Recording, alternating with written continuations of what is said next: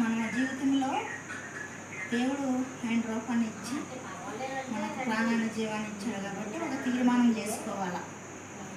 ఏం తీర్మానం చేసుకోవాలంటే లోకంతో తిరిగితానికని లోక వ్యసనాలకి లోబడే తీర్మానం కాదు, కానీ దేవునితో జీవించాలి, దేవునితో నడవాలనే తీర్మానం మనం చేసుకోవాలండి.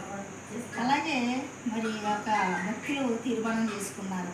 యెహోషువ తీర్మానం చేసుకున్నాడు ఏమనంటే, మరి యెహోషువ తీర్మానము ఏమనంటే, ఆయన ఇశ్రాయేలీయుల్లో మరి ఇశ్రాయేలీయులు అసలు తిమ్మి లేని వారు, బుద్ధి గలవారు కాదు, మూర్ఖ ప్రవర్తన గలవారు.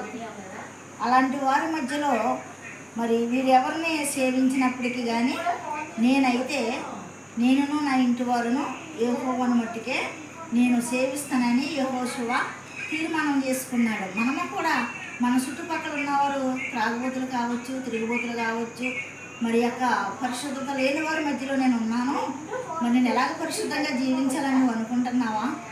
అలా కాదు, వాళ్ళని చూసి మనము కాదు కానీ మనల్ని చూసి వాళ్ళు నేర్చుకునేటట్టు మనం జీవించాలా. దానికి మాదిరి యెహోషువని మాదిరిగా మనం తీసుకుని జీవించాలి. అలాంటి జీవితము జీవించాలని మనం తీర్మానం చేసుకుందాం. ఆమేన్. Praise the Lord. సబ్స్క్రైబ్ చేయండి, లైక్ కొట్టండి.